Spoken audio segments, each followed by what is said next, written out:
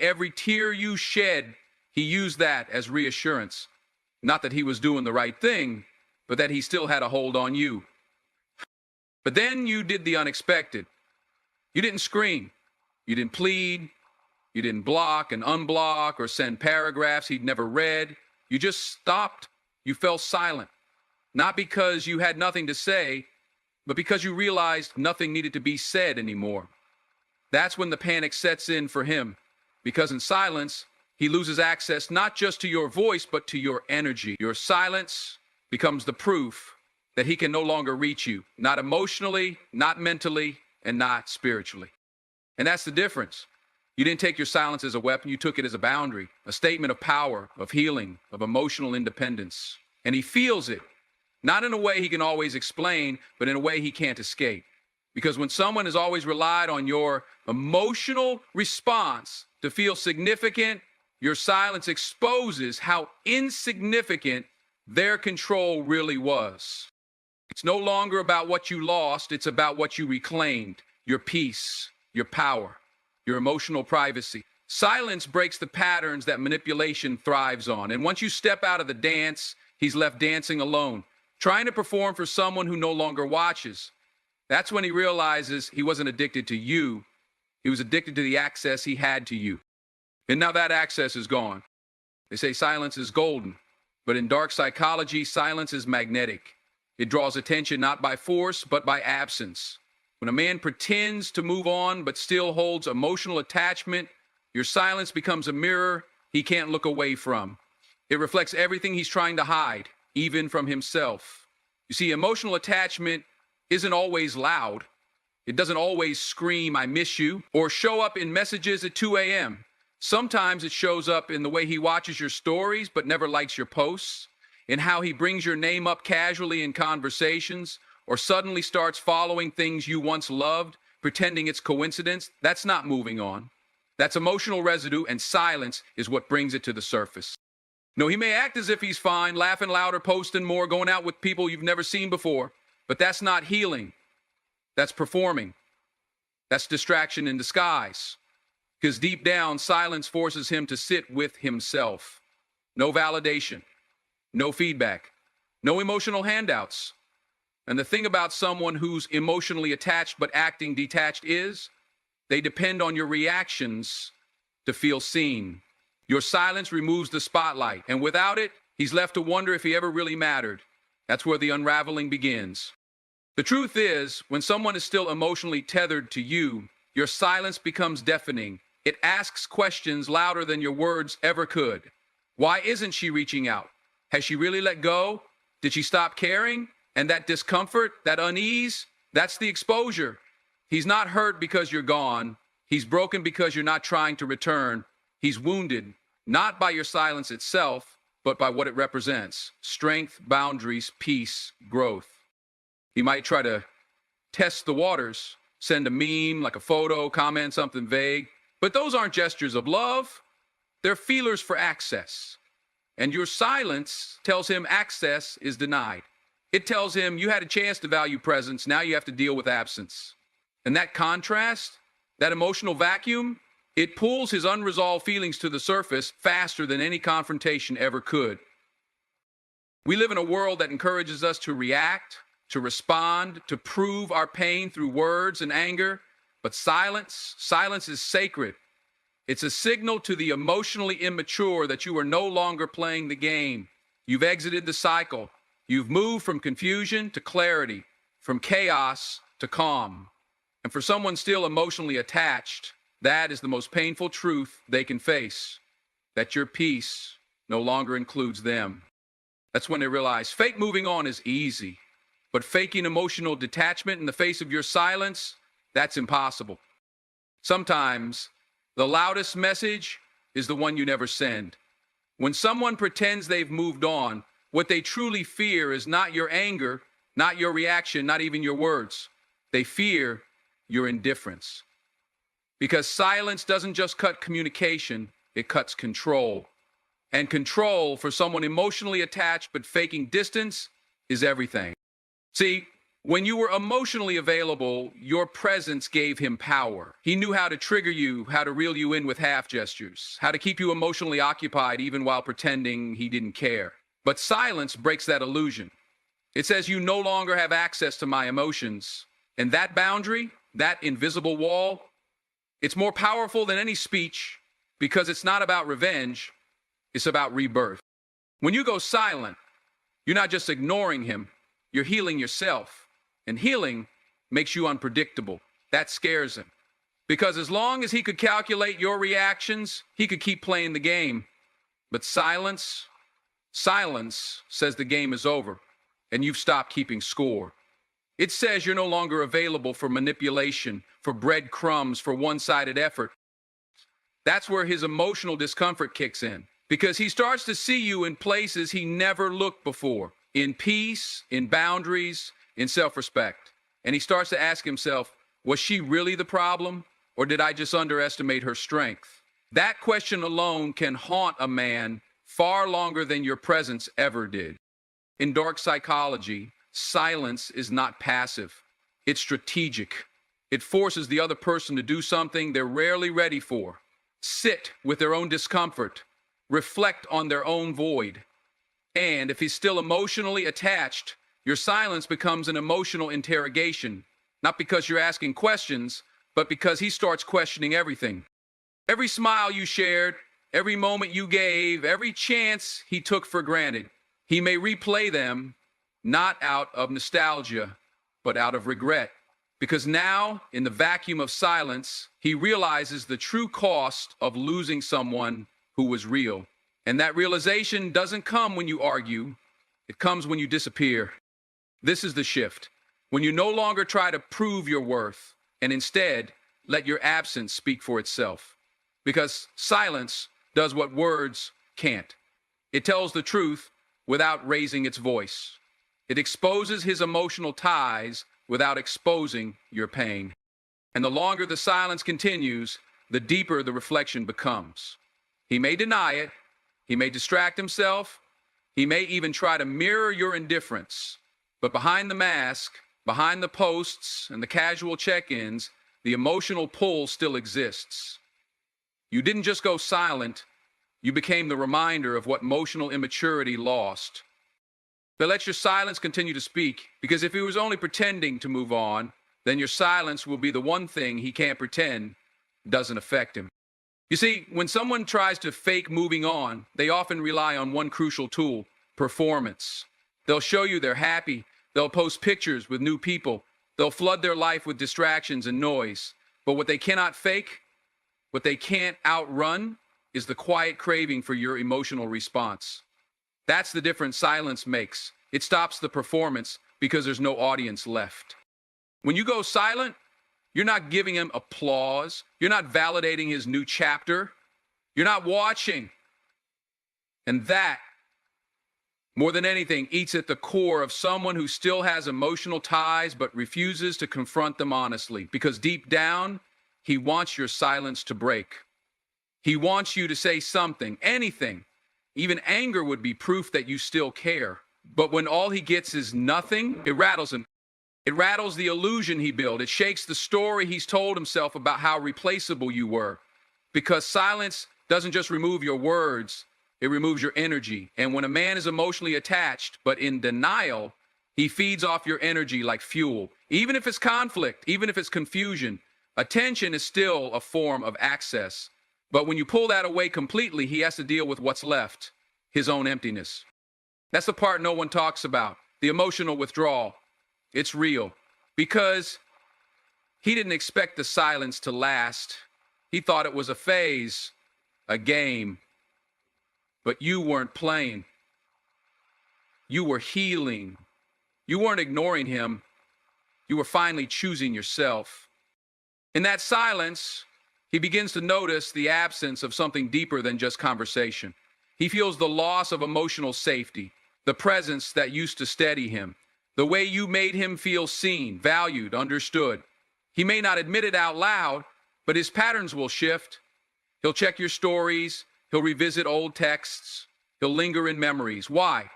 Because silence exposes the part of him that's still attached. And detachment never leaves quietly. It leaves in echoes. Silence forces him to confront the reality he tried to bury. That connection, like yours, doesn't come around twice. That emotional loyalty can't be replaced with convenience. And when he realizes he can't feel what he felt with you, no matter how many people he surrounds himself with, that's when the truth hits. Silence didn't just end the conversation, it exposed the lie. Because if he had truly moved on, your silence wouldn't matter. But if it does, if it lingers, if it stings, then that's the evidence of unfinished business, of a bond he underestimated, and he'll replay it in his mind over and over, not because he's obsessed with you, but because he's finally seeing what he failed to value in real time. Let the silence do its work. Don't interrupt it, because when someone is truly attached, it's not your presence that haunts them, it's your absence. There's something powerful that happens when a man loses the emotional upper hand. You see, when he thought he had you wrapped around his attention, when he assumed you'd always be the first to reach out, the first to explain, to fix, to beg for closure, that's when he was most careless with your heart. That's when he played games, kept things vague, pulled away, and returned when it suited him. But the moment you stopped playing that role, everything began to shift. Because silence flips the script. Silence removes the power he thought he had over your emotions. When you go quiet, not as a strategy, not as manipulation, but as a reflection of your healing, it confronts him with a truth he never prepared for. He always expected you to speak. He expected your emotion to be loud, your love to be desperate, your loyalty to be immediate. But instead, you gave him space. Not the kind of space he was asking for to explore distractions. No, you gave him the kind of space that reveals something deeper, indifference. And indifference to someone who once held power over you is terrifying. When he reaches out and gets no emotional reward, no softness, no anger, no need for explanation, it makes him question everything he believed about the control he once held. Because emotional control is like currency in relationships, rooted in imbalance. He withdraws affection, you chase. He goes cold, you warm things up. But the day you step away and stop participating, he feels it. Not in his ego, but in his spirit. That's what's hard to fake. That moment when a man realizes your silence isn't about punishing him, it's about protecting your peace. And when peace becomes more valuable to you than clarity from him, that's when he truly starts to panic. Because he's no longer the center of your attention. He's no longer relevant in your emotional world. And that, more than anything, reveals his emotional attachment. Because if he didn't care, your silence wouldn't echo. But it does, loudly. You see, the upper hand shifts when you no longer need to be understood by someone who refused to understand you when he had the chance. It shifts when your silence isn't fueled by pain anymore, but by self-respect. That's what exposes him. Because now he's sitting with the discomfort he used to hand you. It's not that he doesn't want to move on, it's that he can't. Not while he still has to wrestle with the truth that you're no longer accessible emotionally. He can scroll past your pictures, pretend he's busy, talk to someone new, but the part of him that used to rely on your emotional vulnerability, that part feels the loss deeply. So, don't mistake his silence-breaking messages for a change of heart. Sometimes it's just the pain of losing power disguised as missing you. And if you fall for it, the cycle starts again. But if you stay grounded in your growth, if you stay rooted in the silence that reflects your strength, then you'll see clearly you never lost him. He lost a version of you that tolerated emotional imbalance. And that's what human he can't get back. When a man pretends to have moved on, he often believes he can mask everything through distractions, new routines, louder laughter, sudden disappearances from social media, or, on the contrary, a performance of happiness online. But there's one thing he can't fake, the ache that shows up in the quiet moments, the moments when no one is watching, when the distractions run out, and he's left alone with his thoughts. And that's when your silence speaks the loudest. Silence doesn't just withhold words, it confronts a man with what he didn't expect to lose.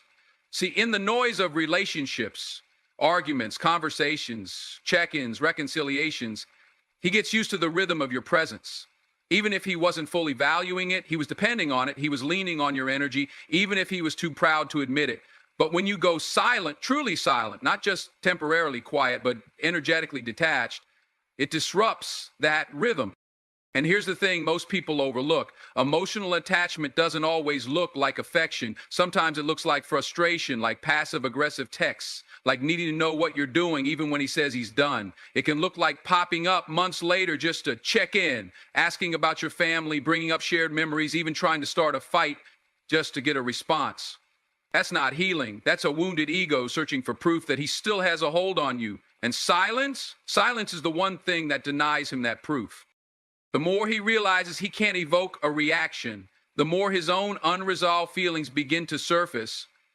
That's when the emotional attachment is exposed, not through grand romantic gestures or apologies, but through his inability to truly move forward. He may look like he's moved on, but the moment your silence remains consistent, it reveals the truth.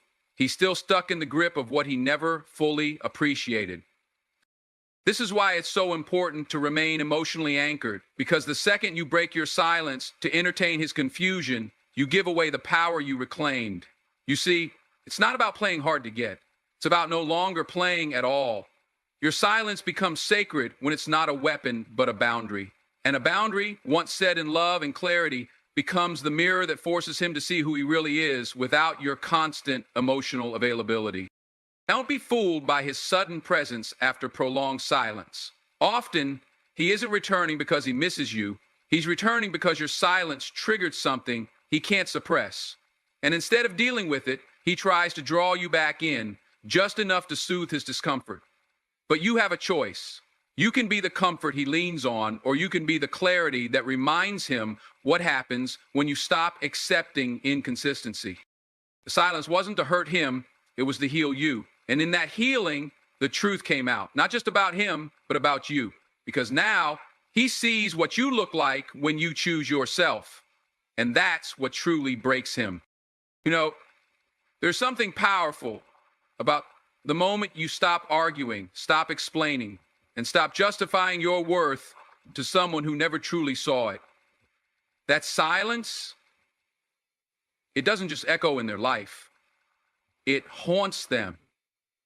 Because in that stillness, something they never expected begins to surface. Guilt. Not the type they can easily shake off, but the kind that sneaks up when they least expect it, when they're lying in bed at night, when they scroll past a memory on their phone, when someone else says your name. That's the moment the guilt creeps in, and it's louder than any words you could have ever said. See, guilt isn't always immediate. When someone walks away or emotionally checks out, they often convince themselves they were justified. They create a version of the story where they're the victim or where they had no other choice. But silence doesn't support that story. It interrupts it. Because when you say nothing at all, they don't get to argue with you. They don't get to convince you or themselves that you were the problem. There's no pushback, no drama to blame, no reaction to manipulate. And that's when their narrative begins to crumble. First, they may interpret your silence as weakness, like you're avoiding confrontation or still hurting. But over time, when you don't return, don't chase, don't try to fix things, they start to realize your silence wasn't a wound, it was a wall. Not a wall of bitterness, but one of self-respect. And that's when the guilt begins to show its face. They start to remember the things you tolerated, the sacrifices you made, the times you forgave when you had every right to walk away. And now, you've walked away and you haven't looked back. That's when it hits them. They had someone who saw them, someone who cared deeply, and they mishandled that gift. They mistook your softness for weakness, your patience for permission, your silence for submission. But now that you're gone and quiet, they finally see the truth. You weren't weak. You were done. And here's what most people won't tell you. When guilt sets in, it's not just emotional. It becomes physical. It drains them. It eats at their energy.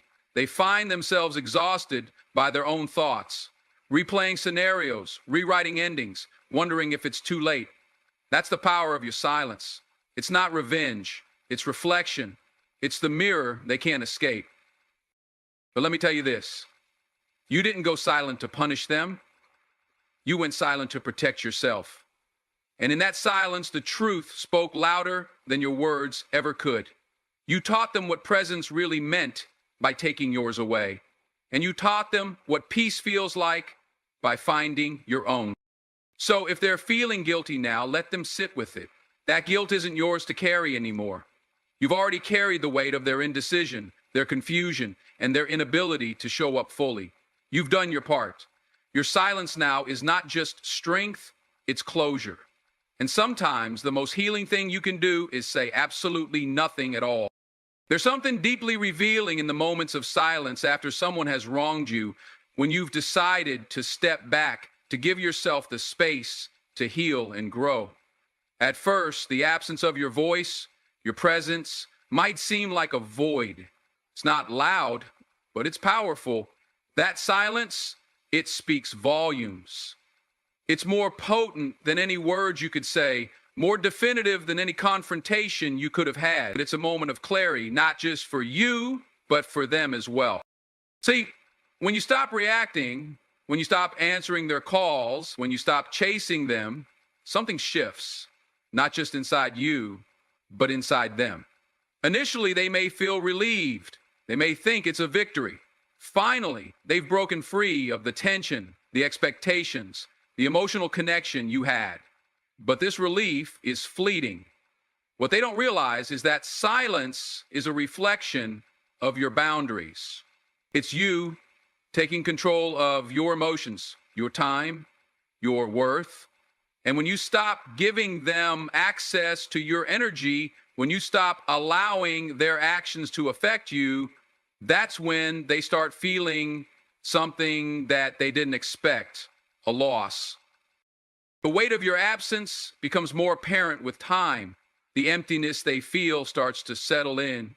And it's not just about missing your presence. It's about the realization that they didn't value you when they had the chance.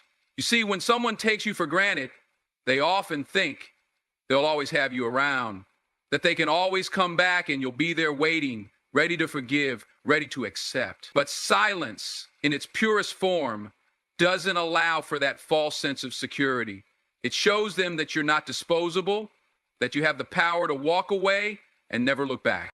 They begin to notice the things they overlooked while you were there, the small gestures, the care you gave, the times you put their needs before your own. They realize how much they took from you without ever giving back, how much they expected without offering anything in return. The absence of your voice is the loudest lesson they'll ever learn. But the thing about silence is that it's not just about teaching them a lesson. It's about teaching yourself the value of your own worth. You've been so used to fighting for others, so used to putting your emotions aside to accommodate someone else's, that you forgot how to fight for your own peace. And that silence, that absence, is your reclamation. It's you saying, I deserve better. It's you telling yourself that you're not going to allow anyone to treat you like an option anymore. You're not going to allow someone to keep you in the background, always there when it's convenient for them, always available when it serves their purpose. In this space of silence, you rediscover your own power. It's a quiet power, but it's the kind that builds resilience and self-respect. It's not about revenge. It's not about punishing them for what they've done. It's about healing yourself, finding your peace, and moving forward with the knowledge that you are enough on your own. As they sit with the weight of your absence, they begin to question themselves. They start to wonder if they've made a mistake. And while they're trying to come to terms with their own guilt and regret, you're here, living your life, growing stronger and letting go. You're no longer waiting for them to recognize your worth because you've already recognized it for yourself. Here's the truth. When someone starts to feel the loss of your presence, when they feel that space you've left behind, it's not your job to fill it. They've got to face what they've done and learn from it. You don't owe them closure. You don't owe them an explanation. Your silence is the final word. It's the closure you need. And it's the only answer you need to give. It's not just about moving on. It's about moving forward with clarity, with dignity, and with a deep understanding that you are worthy of so much more than what they gave you. So when they come back trying to make amends or re-enter your life, don't let the silence fade. Let it speak for you. Don't rush to fill that space with words, with explanations, with excuses. Let them feel the weight of what they lost. Let them understand that you're not a safety net to fall back on when everything else falls apart. You are not a fallback plan, and you are not here to be their emotional rebound. When they come back, let them face the consequences of their actions. And when you choose to let them back in, it should be because they've truly changed, not because they've realized they can't do without you. Silence, when used properly, is not just about distance. It's a statement of self-respect, self-love, and self-worth. And in that silence, everything that needs to be understood will be understood. When someone's silence is broken and they come back into your life after a period of emotional distance, there's something profoundly telling in the way they approach you. It's not just about what they say, but it's about the energy they bring, the way they behave, and how they try to reconnect. You see, when someone is emotionally attached, their actions often speak louder than any words they can offer. They might try to act like they've moved on, like everything is fine, but deep down, the way they reach out to you, the way they show up in your life, tells you the real truth. They might attempt to present themselves as indifferent, as though they've completely let go, but the truth is, their behavior gives them away. When someone is emotionally attached to you, even if they have tried to move on, there's an undeniable connection that doesn't just disappear overnight. That silence you experienced, it wasn't just about them distancing themselves from you, it was also about them confronting their own emotions, about them grappling with what they really felt, what they had lost. And when they come back, trying to act like they've healed, like they've gotten over you, it's often an attempt to regain control over something they feel slipping through their fingers. Their emotional attachment is still there, whether they acknowledge it or not. They may have tried to move forward, but the bond between you is not something that can be easily erased. It takes more than time for someone to truly move on from an emotional connection. Time might make things less raw, but it doesn't always heal everything. The way they reach out, their timing, and their words can all reveal the truth. They are not as detached as they want you to believe. You'll notice that their efforts to reconnect with you are often driven by a need for validation. They want to know that they still have a place in your life. They want to see if you've moved on, if you still care, if you'll accept them back into your space. Their actions will be telling. They'll try to reignite the old spark, rekindle the connection you once had. But it's important to realize that this isn't just about rekindling a relationship. It's about them testing their hold on you, seeing if they can still affect you the way they once did. And that's where you have to be careful. You cannot let their emotional attachment determine your worth or the course of your life. When someone reaches out after a period of silence, they're not just testing the waters. They're often looking for reassurance, for comfort, for the sense of security that came with knowing you were always there for them. They want to know that they haven't lost the emotional bond they once had with you, and that despite the distance, despite the silence, they still matter to you. This need for validation isn't always malicious, but it's important for you to understand that their return is not always about seeking a genuine, healthy reconnection. Sometimes it's about them trying to reaffirm their own emotional stability, trying to patch up the wounds that they've inflicted on themselves by pushing you away in the first place.